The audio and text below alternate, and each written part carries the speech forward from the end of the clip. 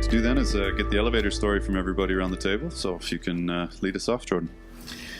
My name is Jordan Bush. I'm the CEO at 7 Shifts. We provide over 10,000 restaurateurs with a labor management and communication product to help them save time and money on labor. I'm Greg Sutton, CEO and co-founder of Tiny Eye Therapy Services. We provide therapy to children in schools. Our team of speech-language pathologists and mental health professionals have delivered more than 500,000 sessions to 20,000 kids, and we help schools stay in compliance and kids achieve their best life. Hi, I'm Jackie Martin. I'm the co-founder of Viking Innovations, and we manufacture and sell a product called the Dalmatian, which is a kitchen fire prevention system for your home. And we distribute this across Canada for multifamily and single-family homes. Hi, I'm Mike Wesolowski. I'm the CEO and co-founder of Luxonic Technologies Incorporated. We work with some of the best healthcare institutions in Saskatchewan and across Canada to help them improve their education, training, and assessment using virtual reality technology. Hi, I'm Brendan King. I'm the CEO of Vendasta. We provide a white label platform to help media companies and agencies, anyone signed to local businesses, to sell advertising and marketing products and turn their small businesses into A players across the entire marketing stack. Hi, I'm Neil Anderson, founder of Skillshark. We allow coaches of any sport to get away from pen, paper, and clipboards and use mobile devices and tablets to gather data on athlete performance and, for the first time, provide feedback to athletes on how well they do and what they need to improve on.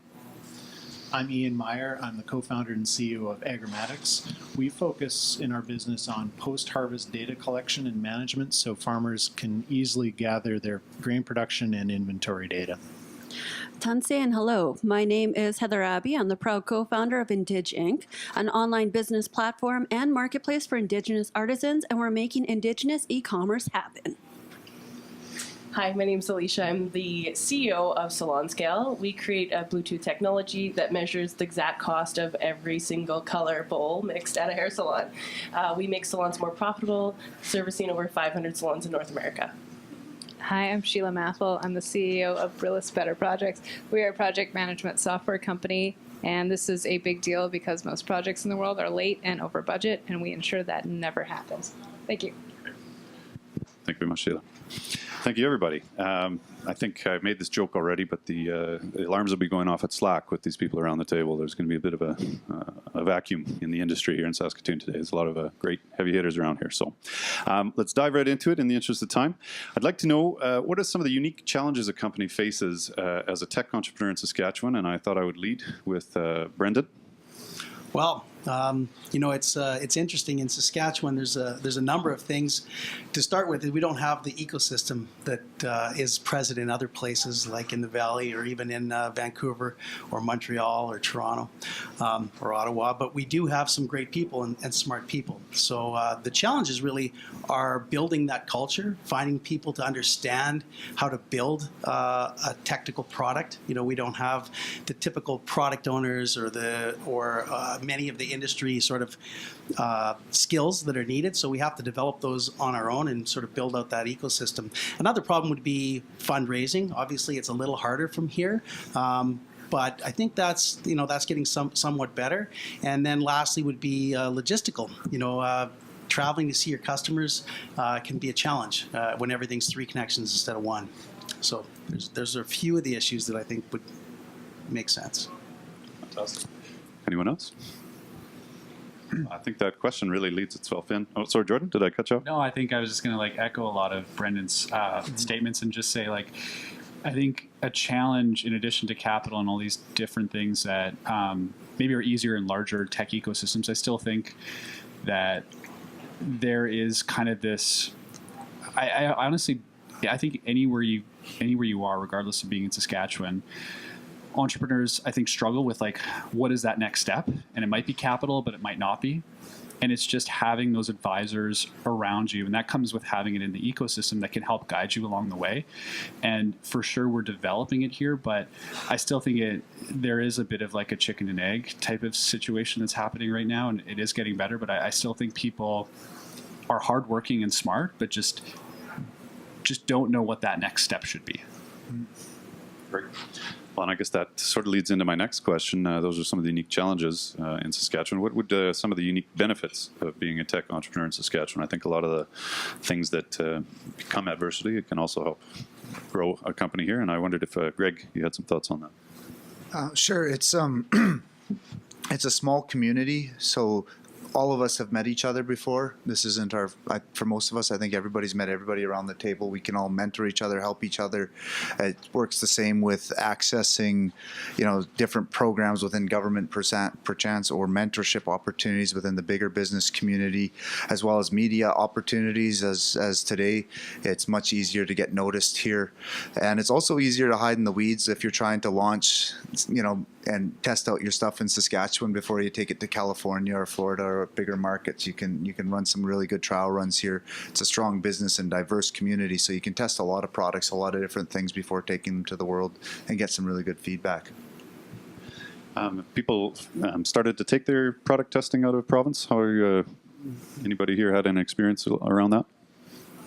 Yeah, with us, our customers are all over Canada, the U.S., and Australia. And for us, it doesn't matter where they are.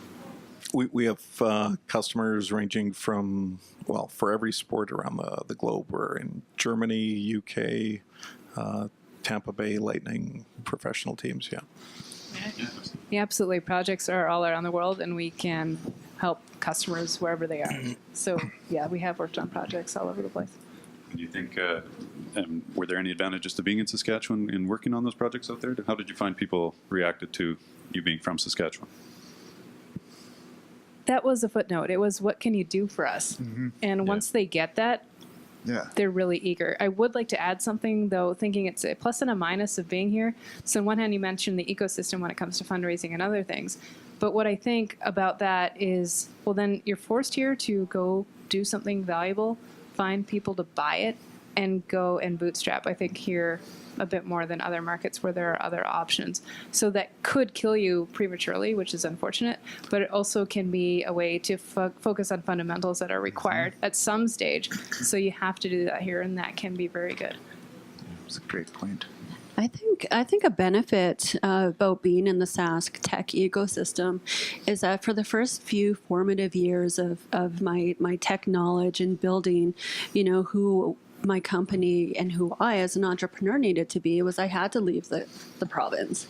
I had to do the Cambridges, the Bostons, the Kitcheners, and so on and so forth. But I think something that's really strong about our tech entrepreneurs here in Sask is that we come home. We come home, we bring that knowledge back, we bring those connections back, and we are building something that's going to be really, really strong here. Just a critical component, that coming back. And I think that leads to my next question, where we see the tech sector in Saskatchewan in the next 5 years. And Mike, did you have some thoughts on that? Yeah, absolutely. I mean, growth, I think. We're seeing the creation of collabs within the last two and a half years, I guess. The Cultivator just opened in Regina. There's a lot more activity around entrepreneurship, and I think there's a lot more acceptance in the last few years, and I think that's just going to grow as we grow as a community. The support structures that we have are also growing.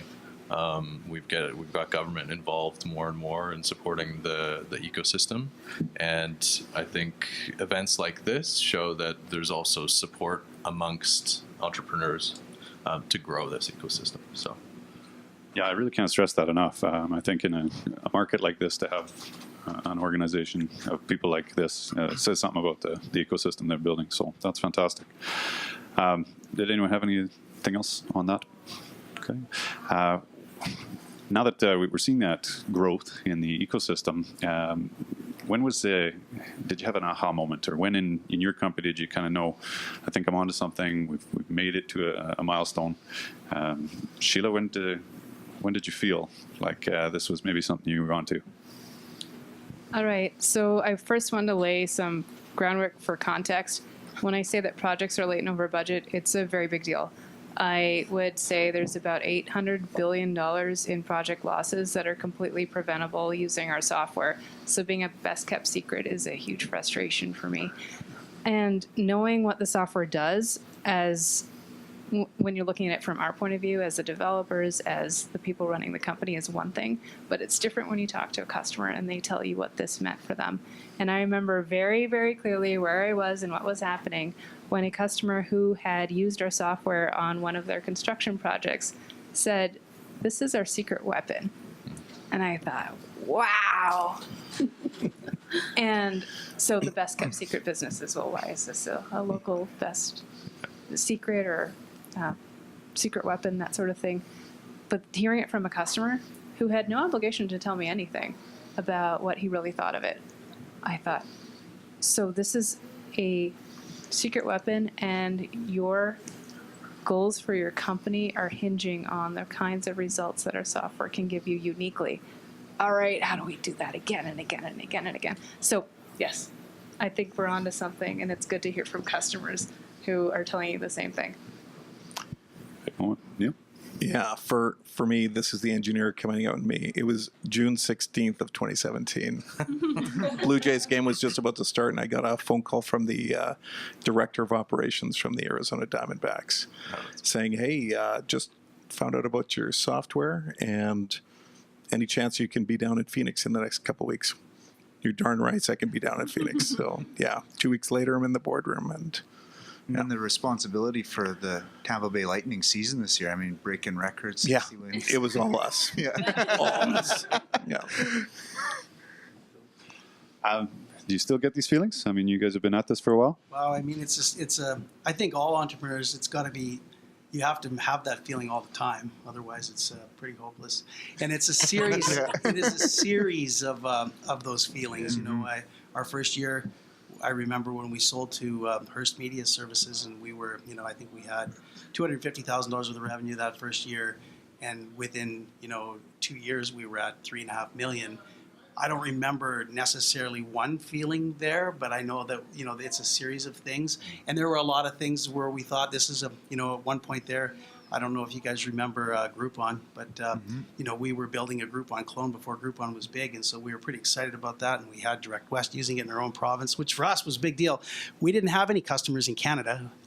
We couldn't sell being from Saskatchewan to Canada. They're like, "You're from Saskatchewan?"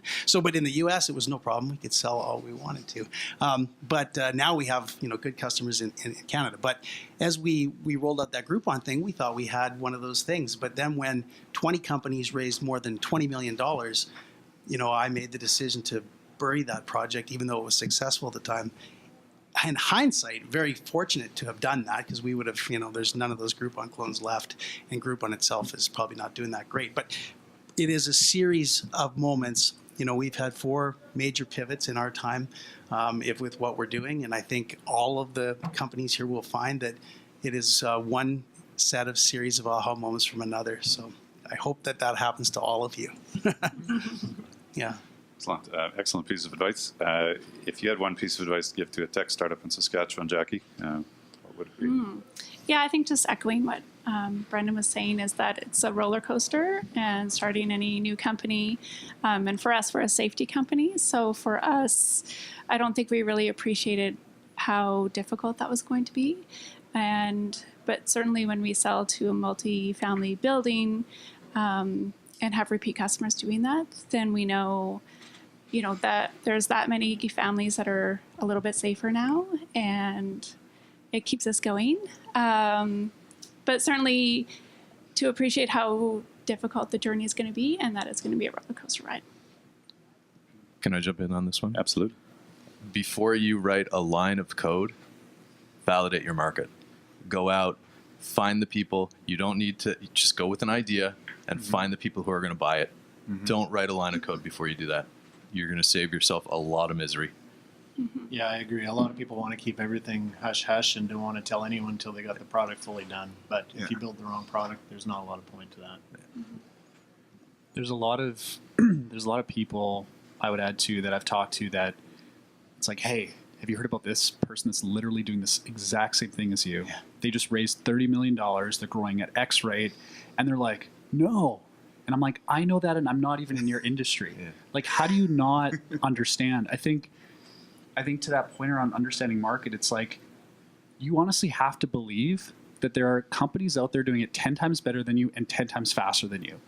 And if you think that you can just like waltz in and like spend an hour on this project that you think is like going to be your baby and it's going to make it, like you're just totally out to lunch. So I think first backing up even further, like defining what type of company you want to build is probably like a good exercise to go through. Like, do you want to try and build $1 billion business? Like, and then like, where do you build those types of companies? Who's typically involved in those types of companies? And like, I think it's like a question that personally I never thought much of. So happens that like, you know, that is the big, like we're working on the biggest problem restaurant managers face. Great. That was complete luck.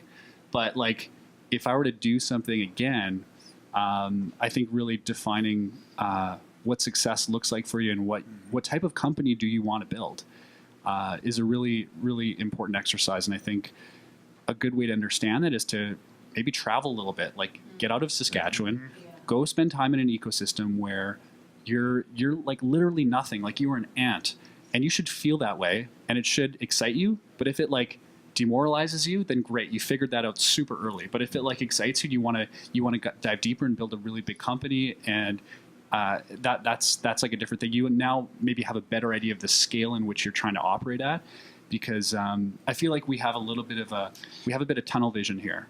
Another way to look at that too is to, and I always tell our folks, people who build technology sometimes, and we've made this mistake before, they'll fall in love with their technology. And I would say, like, fall in love with your customers' problems, not with your technology. If you're solving a real problem for somebody, then you can keep going. It's as simple as that. Yeah, absolutely. I think that's a common fear for entrepreneurs, is to keep everything close. And how do you come over that? How do you overcome that fear? That is like the worst thing to do. That is like the worst thing. Like when people are like, "Man, I got this sweet idea. Like, don't tell anyone." I'm like, "Good luck." Like, you have to talk to people and validate some of the feedback. Like even if you're talking to people that don't know it very well, they'll bring up things that you just may never have thought about.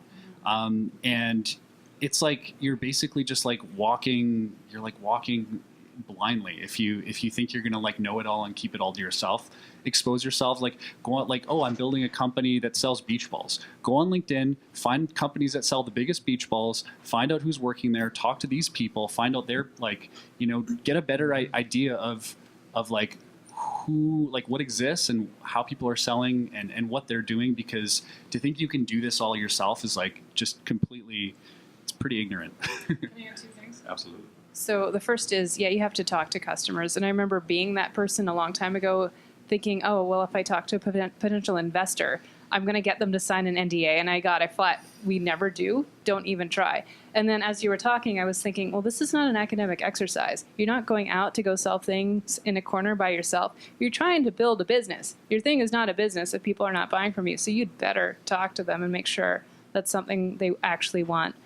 And then the second piece of advice I'm struggling with this right now, is I'm leading an organization that keeps changing. I have all these gaps in my knowledge, and I have to go transform or add or learn in order to fill all those gaps. And what I managed to do before might have worked out so far because we're still around, but that's not going to guarantee anything in the future. So in addition to not thinking you've got it all figured out in relation to your customers, how about yourself? How about your team? Everybody's role might change. And you have to be aware of whatever got you to this point may not be what gets you to the next point. And there's a self-awareness in all of this about where you are on the market, what your customers really think of you, what they're actually valuing, and yourself, and how that all fits together. And you'll never have it figured out totally forever. Things will change. And you have to be aware of that. And the more proactive you are, the better, I think. I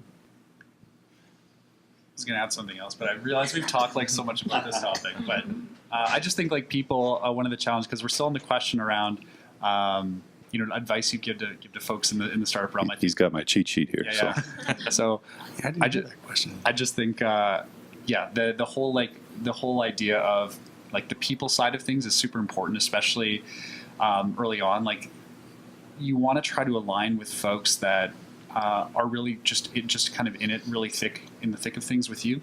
And I think that trying to paint the picture of something, 10 times bigger than you are today, and then when you're that 10 times bigger, then another 10 times bigger. Like, always repainting that picture for the folks that you have is really important, because you also want to attract people that, you know, and you want to attract people that don't have this like ego about them where like, I'm going to be the VP of sales forever. Like, you want to basically be like, guys, we're going to start this together. You know, you've got a lot of ownership in the business because we started this together. But, you know, as we grow, things are going to change. You know, you're going to want to learn from someone and grow. I'm going to look to bring someone on board. It's exciting, right? And like initially it might just be like, oh, that's kind of, and then like you can see the transformation start to happening as you like constantly remind your team that like this is something bigger than them, and you all have to be signing up for it because at the end of the day, a business is like made up of people.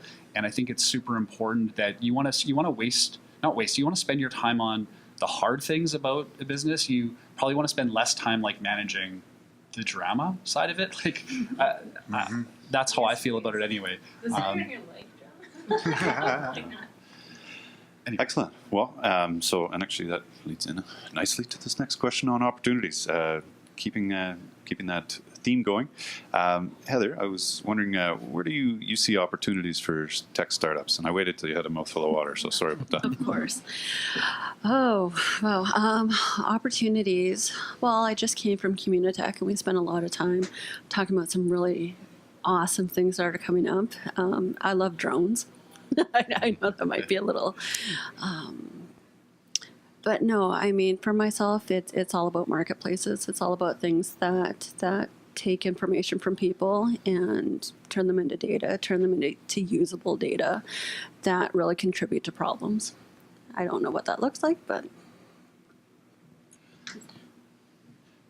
I'd just add that I think, myself and my business partner and a lot of people think of ideas for products that are these brand new things that never exist, and you want to figure out that next big thing. I think there's in that, you can do that, but it's a risky proposition because there may not be a market for that thing if it's completely new. Well, there isn't a market, and then you have to find out if there can be one. I think there's a lot of opportunity just improving on the products and types of services that already exist, and look around at the things that make you kind of angry as a user or other people, and you've identified a pain point that you can probably capitalize on. Just to add to that really quickly, I think we've got a lot of large traditional industries in Saskatchewan that are not being addressed by entrepreneurs. We've got huge mining industry, agriculture. I would love to see more entrepreneurs tackling industry-wide problems in those type of industries, because those are scalable and those are globally scalable. So I would love to see more focus on that, and maybe it's more interaction between those type of large industries and the startup ecosystem.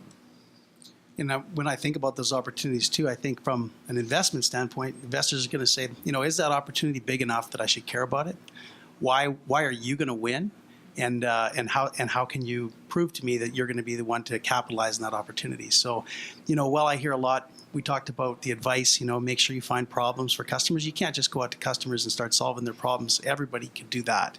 You have to have a passion and an idea for that problem. And I think that's where people have the ability to see around the corner a little bit, understand what's going to happen next, and then really capitalize on that opportunity is really important. And that's why all of you guys, it's fantastic to see here with all your passion, because that's what helps that. And that's another reason to be transparent, because culture eats everything else for lunch. If you can get everybody pulling in the same direction, and you can get people that are as smart as you or smarter than you is what you should be looking for, then you're going to win. That's really the way to make that happen. And that's why you have to be transparent about what you're trying to achieve. Everybody here at Vendasta knows exactly about what we're trying to do. They get the same board presentation that I give to our board. They see all of the information because they're pulling in that same direction all the time. So, it's really, really, I think, important that you have that transparency.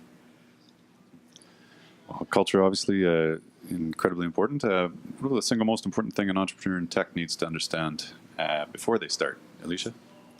That you're not going to know all the answers. I think I've been listening to incredible people over the last year of me starting a tech company, being a non-tech founder. It's quite daunting if you think about it, but again, that passion that we just talked about is really what made me stand up and do that. So I think just knowing that, like, you're going to be mining this cave, you have no clue what's going on, and it doesn't matter if you just started 6 weeks ago, 6 months, or 16 years. You really, honestly, it's one of those things that you're never going to know what's going to happen next. So just be very comfortable with how that's going to go forward. I would say they better know it's not going to get any easier, but at the same time, it still has to be fun. And if you don't have fun coming to work every day, then you probably should find a way to change it. So I still get up in the morning and looking forward to coming to work, even though I was hoping it would get a little easier.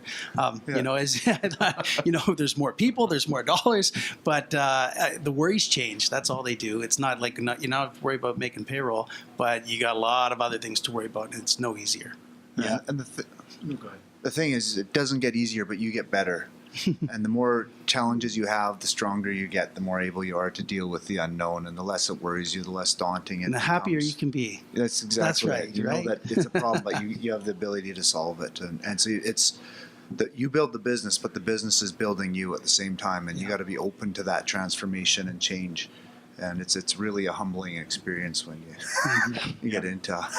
And I'll echo, like earlier on, you think, okay, if we win this business competition or we get this sale, we'll be set. And then it just changed. No way. Yeah, the whole notion of like success is best kept chasing. Like it's best if you just keep chasing it, because I think maybe Brendan, you talked about it earlier about like feeling that gratification. It's not that you shouldn't celebrate those milestones and those like little achievements, but like I think to our core, like entrepreneurs feel this like you're just never done. You're just never done. It's not enough. You're not good enough. At least like that's how I feel all the time, and that's I think what drives me and surely a lot of people. So to your point around like getting started, like make sure you're not in this for like, oh man, like to be like a CEO of a company, like it's not glamorous. Like it's not glamorous. Like it's just you have to be so freaking passionate about what you're doing and why you're doing it that that like that's all you care about. And there's obviously challenges that come along the way, but it's everything but like, look at me, like, look at where I am. Didn't I make it so high up in the ranks? Like it is not even close to being glamorous like that. It's just a ton of grind and a ton of hard work. Can I add to, you use the word grind, and there are two thoughts I have. So in your work life as an individual, and I think in startups as a whole, you need to have some combination of something you're really, really, really passionate about, something that you're somewhat good at, hopefully really good at, and then something that is valuable, worth solving for your customers. And then that passionate bit is, are you ready to go through a meat grinder? Yeah. That's a lot of this job, in my opinion. And if so, great, you've got that part figured out the two others, and then good luck. Any tips or tricks for mental and physical health as you're going through this grinder? Exercise. Yes, exercise. Have fun. Yeah. I think You gotta have fun. I think for myself, every night I have a hard stop where, I mean, I know as founders, as entrepreneurs, your mind doesn't turn off. The problems don't go away. But there comes a point where I'm like, okay, it's like 10:30. That's it. I've done all I can do. Today might have been a good day. Today might have been a bad day. But when it all comes down to it, you get another chance, another kick at the can tomorrow. Yeah, it's a marathon, not a sprint. Mm-hmm. Just You know, pace that yourself. I have this thing, I've done it for years, but it's just a little trick. I'm embarrassed maybe to even bring it up. But when I go to bed at night, I think about all the things that I have to do, make a little mini list, and then I say, what are the things that I can't do anything about? And I just forget about those, and I just pick the ones that I can do something about and say, why haven't I done that? And then I get up in the morning and do that. And it finds that that really is super helpful. I don't know if it'll help you, but it's helped me over the years. That's exactly Another great trick is just like shutting off Slack for a couple hours. Like, it's amazing. It does wonders. No, I think like there's like a good way to prioritize. I think like for someone like me, I don't know how if other people are like this, but that feeling of like checking off a list, like you get like that instant gratification, is also one of the most dangerous things, right? Because you will kind of like go through the list, and there'll be small items on there that don't need your attention right away, but you just want to check them off. So getting really good at kind of prioritizing those things at the start of your day of what's truly important, not those little like gratification, like dopamine hits. Like what are those big chunks that we can actually dive into and make a meaningful impact on? Make a list. Check. Excellent. Okay, what are the market and customer base as a Saskatchewan tech company? Have you felt any pressure to move your company out of Saskatchewan? Neil? No, not at all. Our customers are we're a SaaS model, so our customers are all around the globe, and we're able to service them just fine from Saskatchewan. Mike? You know what? Not for us, but I have heard from some other entrepreneurs who said that within the healthcare realm, it was better if you were a Saskatchewan company that was based in Ontario trying to sell in Saskatchewan, if that makes sense. So coming from somewhere else, it was easier to sell in Saskatchewan, but we haven't found that in particular. I think there is pressure for us to expand to other markets, absolutely. Ontario is one of the biggest healthcare markets in North America. That's why we have a presence there. We have to if we want to grow as a company. So, I mean, we have 10,000 sort of channel partners selling to about 1.2 million SMBs in 20 different countries, 25, I think, that are make any sort of volume. And we've never got pressure from our customers to move, but I say, the pressure has come from, people who, I remember talking to a VC once from Boston that was going to come see us, tried to book a flight and phoned back and said it's not going to work out. It's a true story, right? So I think also from a people perspective, at one point we felt like maybe we couldn't get everybody we needed and we might have to expand to other places. We haven't really found that. We've built up university has a great comp sci department. Out of our 275 people, 110 are in software development. So that is our biggest area. In sales, we've hired everywhere, so we have 20 people that are in different places now, so they can do that. But I think, with our shred credits and the programs we have, out west, even with WIN and other things like that, I think it's a fantastic place. Those problems also become benefits because, the average tenure of an employee as a developer in the Valley is just over a year.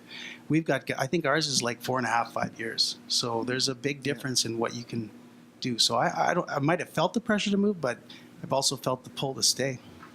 Right. And actually that leads, I think the question being, what can Saskatchewan groups do for Saskatchewan to keep the tech sector going? And the groups I was thinking about in particular, government, education, the industry, and the consumers. Because I think, somebody would rather deal with an Ontario company than somebody in their own hometown. There's a bit of a perception issue there. Ian, have you run into, what could somebody do to help? Well, I think part of the SAS Tech group is doing a great job working with the government on education, and this is kind of a long-term play, getting that workforce educated in the kind of the modern skill sets. But I think it starts young, and getting people interested in technology as a career is great. But I do think that the programs to echo Brendan, like the Shred and IRAP is another great program. Just really investing in those and making sure that companies have access to that. And I've seen a big shift in that. Even when we started, it was a bit uncommon to get access to IRAP as a brand new startup. They kind of wanted to reserve it more for established companies. And now you look at CoLabs and all the companies that are getting access to this very non-dilutive funding source is awesome. And I'd like to just see more focus on that. So we've been looking to hire over the last few months, and I've spoken with career services or equivalent departments in the U of R, U of S, and presented there as well, and gotten feedback that, this is the first time that someone who was coming from a tech startup has even presented in front of these students. They're really interested in finding out more, and I'm thinking, how have you not heard of this, or do you think that it's something that doesn't happen here? Boy, are you wrong. And I'm still flabbergasted, and I don't know how this is possible. But clearly, showing up and saying, hi, we exist, we're local, you can join us, well, that could change a student's future. And so I've always come to this point, like you said, there's a pull to stay because I don't find we lack for talent here at all. I do find that people may not be aware of what they are capable of or what the opportunities are, both in terms of getting a job with a startup or founding one. But I'm finding with each kind of, I guess our generations are really short in startups, or they can be. I've already seen, maybe we're on wave 2 or 3 at this point, where I see people who join a startup, kind of see how it works, and then go start their own later. And it's not 20 years, it's 2 to 5 years. And so that cycle is increasing, and the more visibility there is to the opportunities that are right here, again, we do not have a problem with people not being capable. I think this is an accessible dream that you can be part of. I think that's a really good point about the comp science. I was kind of hoping somebody wouldn't bring that up, because we've taken between 7 and 12 people as the interns every year from comp science, and we're doing it again. But startups, you guys have something that companies like, I guess we're almost not a startup anymore, have. You guys have some of that small excitement starting. Jordan's losing that now, and there's other people losing. It is something that we try to keep here, but you guys could get people to come join you based on on that excitement of a smaller company. A little back and forth. So one event that comes to mind, that was where I was the last to present, and Mentor had presented before me. And one thing I brought up was, well, if there are pros and cons. If you want something more established, where you have systems in place, you have more set up onboarding, you'll probably have better mentoring, then a company at a more mature stage than we're at, probably what you want. Whereas we're still figuring out a lot of things, and that can be good and bad. It can be good in that there's a lot of room for growth, and you can figure out what your role will be, and you will have a disproportionate impact on how things turn out. The bad news is, well, who knows how things are going to turn out. We're a lot more of a risky bet for good and for bad in this case. But I think that resonated. You have to be a kind of good crazy to get involved at the ground floor or similar in any startup. But that works for some people. It's whatever their utility equation is. There's a bit of good crazy in there. And then that's what you want. And if it's not a fit, that's fine too. But just knowing that that's an option, I think, is important here. Yeah, that's something that we really believe strongly in over at IndigInc, is showing youth, showing students that it's possible, that Indigenous tech founders exist, and that it's a viable option to grow. A lot of the schools we go to in First Nations communities and out there in reserves, like, they've never seen it. They've never seen an Indigenous tech founder, much less a female one. And so just showing future generations that it's possible and that it's being done is something that's really, really strong, and that really makes a difference. It's awesome. And I think that is a great place to wrap it up, because that's what we're talking about here. Having the opportunity to have people around the table ready to give back, getting visible, just building on that ecosystem. So I don't want to cut anybody off. If anybody has anything that I've missed. I would just add one last thing to the, what could we get some help on in the province. I think, I don't know if this has, happened or anything yet, but being able to have something that if you do, apply to an accelerator like we did, where we moved to the Bay Area for a little while, and we decided to come back, I think there's an opportunity to give, whether it's a government type of thing where it's like, hey, if you get accepted into a tech accelerator and you decide to return to Saskatchewan, we're going to give you, X amount of dollars to like help grow it here. Because I think that there are a lot of people that, move away out of the, computer science program too. And like there's folks that like really smart people like from the US, and they go work for Apple and they go work for Google. Like, what if we had something where they got to learn from people that are more experienced than them in an ecosystem for a period of time, whether it's 6 months or whatever, and they decided to come back, and there was like an incentive for them to come back that allowed them to, whether it's like matching up to a portion of what they raised where they were. I think there's just an opportunity to be creative in how we manage that. Because I'm certainly a big proponent of like getting out of here and coming back, which is what we did. And I don't think we would have had the knowledge we just wouldn't have had the knowledge and the kind of mentorship and advisors that we would have had we not do that. I got one more ask for all of you guys. Yeah. Don't leave. Help build the ecosystem, and don't sell too soon. There's been a bunch of guys who've cashed out when I don't think they should have, and maybe I think talking to some of them, they don't think they should have either.